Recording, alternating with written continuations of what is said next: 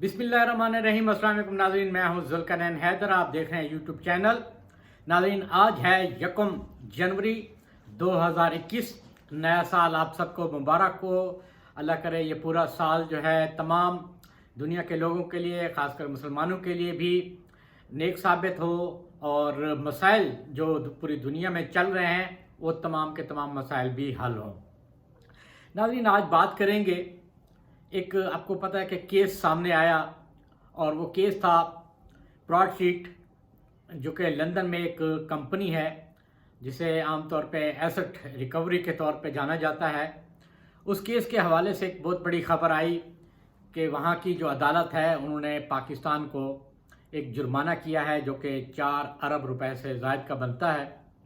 उसकी असल कहानी है क्या, ये किस वजह से जुर्माना हुआ और किसने कितना क्या किरदार अदा किया और ये क्यों हुकूमत पाकिस्तान के ऊपर एक प्लेंटी पड़ी है। तो जनाब, मुशर्रफ दौर में जब कौमी एहतसाब ब्यूरो बनाया गया तो उस वक्त के जो पहले चेयरमैन थे जनरल अमजद, उन्होंने उस वक्त लंदन की ये कंपनी है ब्रॉडशीट के नाम से जो काम करती है LLC, इनके साथ मुआहदा किया कि वो लंदन में 150 पाकिस्तानी हैं, उनके असासे चेक करे कि कहाँ कहाँ उन्होंने अपनी जायदादें बनाई हैं, उनके अकाउंट्स क्या हैं, वो तमाम जो चीज़ें थीं वो ढूंढनी थी और मुआहदा तय पाया। मगर मुआहदा वो इस कदर कमज़ोर था कि कोई भी उसको किसी भी तरीके से मोड़ सकता था और वो फ़ायदा उठा सकता था। और वही हुआ, पाकिस्तान की तरफ से तवज्जो नहीं दी गई और 2003 में वो मुआहदा मनसूख कर दिया गया। क्यों कि कोई भी चीज़ जो है, उस वक्त मैं नाम ज़रूर लूँगा, उस वक्त शरीफ ख़ानदान की भी जो जायदादों के हवाले से तफसीलात इकट्ठी की जा रही थी, साबिक़ सदर आसिफ अली ज़रदारी के हवाले से, बेनज़ीर भुट्टो के हवाले से भी, और भी कई शख्सियात थीं। मगर ये चीज़ें जो है वो उनके दस्तावेज़ात हासिल करने में वो कंपनी नाकाम रही थी, जिसकी वजह से पाकिस्तान ने उनसे ये मुआहदा ख़त्म किया। मुआहदा ख़त्म किया तो उनको पेमेंट दी जानी थी, जो पेमेंट नहीं दी गई और वो चले गए कोर्ट। लंदन कोर्ट में उन्होंने केस कर दिया कि जी इस तरीके से हमारा मुआहदा था और इन्होंने खुद से ख़त्म किया है, हमारी जो है लायबिलिटी इनके तरफ बनती है तो वो पैसे जो हैं हमें दिलवाए जाएं। उस वक्त जो था तकरीबन 22 मिलियन रुपए का उन्होंने वो किया था, 22 मिलियन डॉलर का। बाद में उन्होंने 11 मिलियन डॉलर का ये भी शामिल किया कि हमारी कंपनी की साख को भी नुकसान पहुंचाया गया है ये मुआहदा ख़त्म करने से। तो ये तकरीबन बन गए जी 33 मिलियन डॉलर।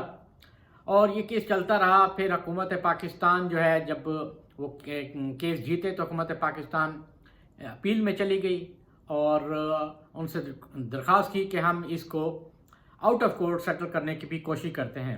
मगर ये मामला चलता रहा जूं का त्यों। उसमें जो असल काम ख़राब हुआ कि जब ये मुआहदा हुआ था तो उस वक्त जो नैब के अफसरान थे, नैब हेडक्वार्टर के, तो वो जनाब दौरे कर रहे थे। हमें जो ज़राए बताते हैं कि 15 से 20 अफसरान थे जिन्होंने 20 उस वक्त बरतानिया के दौरे किए थे बग़ैर किसी मकसद के। कि जब एक कंपनी के साथ आपके मुआहदा हो गया तो फिर जो चीज़ें होंगी कंपनी आपको बताएंगी, फिर उस हिसाब से 1-2 अफसर होते हैं जो मुतय्यन हो जाते हैं और वो जाते हैं चीज़ें इकट्ठी करके लेके आते हैं। मगर उस वक्त पैसे की फरावानी थी और जिसे कहते हैं माल मुफ्त दिल बैरैन। तो जनाब जा रहे हैं, दौरे हो रहे हैं, लंदन में सैरें हो रही हैं और सारे अखराजात जो हैं वो नैब के ख़जाने से, हुकूमत पाकिस्तान के पैसे थे, वो जनाब खर्च किए जा रहे थे। ये ख़र्चा जो है, जो करोड़ों रुपया बनता है, ये तो अलग से है जो ज़ाया किया गया उस वक्त, क्योंकि काम कोई हुआ नहीं और ये सारा काम ख़राब कर दिया। अच्छा जी, वो मुआहदा फिर ख़त्म हुआ। उसके बाद बताया गया कि 2018 में जो कंपनी है उन्होंने ये भी दरख्वास्त की कि जनाब पाकिस्तान क्रिकेट टीम के जो असासे हैं वो मुंजमद कर दिए जाएं क्योंकि ये हमें पैसे नहीं दे रहे। खैर ये चलता रहा। उसके बाद मसालियती जो कोर्ट है वहाँ पे केस चला गया और उस कोर्ट में भी अदालत ने ये फ़ैसला ब्रॉडशीट कंपनी के हक़ में ही कर दिया कि जनाब इनके पैसे बनते हैं और عدالت میں کمٹ کیا تھا حکومت پاکستان نے کہ وہ پیسے پے کریں گے، مگر انہوں نے نہیں کی۔ وزارت قانون کا یہ کہنا ہے کہ جی جب یہ معاملات سامنے آئے تو ہم نے نیب کو یہ کہا تھا کہ یہ آپ کو جرمانہ ادا کرنا پڑے گا، مگر جرمانہ ادا نہ کیا گیا۔ ایک تو سب سے بڑی جو وجہ تھی وہ یہ تھی کہ یہ کیس جو ہے اس کی تحقیقات ہونی چاہیے تھی کہ یہ جناب کیس ہوا کیسے ہے، کس کس افسر کی مس ہینڈلنگ کی وجہ سے یہ مسائل بنے ہیں۔ یہ کسی بیورو کو بھجوایا جاتا، مگر کسی بیورو کو بھجوایا ہی نہیں گیا۔ آج تک یہ کیس نیب ہیڈ کوارٹر میں ہی پڑا ہوا ہے، حالانکہ نیب ہیڈ کوارٹر کا کام کیسز کو ڈیل کرنا نہیں ہے، ان کو بیورو کو بھیجنا چاہیے کہ یہ تمام ان چیزوں پہ تحقیق تو کرنی چاہیے، مگر نہیں، ہیڈ کوارٹر میں پڑا رہا، کسی نے توجہ نہیں دی۔ یہاں تک کہ جو سابق چیئرمین تھے قمر زمان چودھری صاحب، ان کے دور میں بھی یہ بات اٹھی تھی اور انہیں کہا بھی گیا تھا کہ جی اس معاملے کو حل کیا جائے اور بیورو سے ایک تحقیقات بھی کرائی جائے کہ آخر ایسا کیوں ہوا ہے کہ جس کی وجہ سے نیب کو یہ اتنا بڑا جرمانہ ہوا ہے، مگر کسی کے کان پہ جوں تک نہ رینگی۔ اور یہی ہوا کہ اب جو فیصلہ آیا ہے وہ فیصلہ کہ جی پاکستانی ہائی کمیشن کے اکاؤنٹس منجمد کرنے کے حوالے سے دیا گیا ہے۔ کہا یہ گیا تھا کہ کیونکہ کمپنی کی یہ پلی تھی کہ جناب پیسے تو ہمیں نہیں دے رہے، تو جو لندن میں پاکستان کے ایسٹس ہیں وہ منجمد کیے جائیں اور وہ کمپنی کے حوالے کیے جائیں۔ اب کچھ ذرائع یہ کہتے ہیں کہ جی جو پیسے ہیں وہ پاکستانی ہائی کمیشن کے اکاؤنٹ سے ڈرا کرا لیے گئے ہیں، ان کو دے دیے گئے ہیں۔ بٹ جب یہ بات ہوئی لندن میں ہائی کمیشن سے تو انہوں نے کہنا ہے کہ جی نہ تو ہمارے پاس اس قسم کا کوئی فیصلہ پہنچا ہے اور نہ ہی ہمارے اکاؤنٹس منجمد کیے گئے ہیں۔ اب یہاں پہ بات آ گئی ہے، بٹ حقیقت تو یہی ہے کہ جرمانہ تو ہوا ہے اور وہ مفت میں ہمیں 4 ارب روپے سے زائد کا جو جرمانہ ہے وہ اب ادا تو کرنا پڑے گا، کیونکہ ہماری اپیل جو ہے وہ بھی مکمل طور پہ مسترد ہو چکی ہیں۔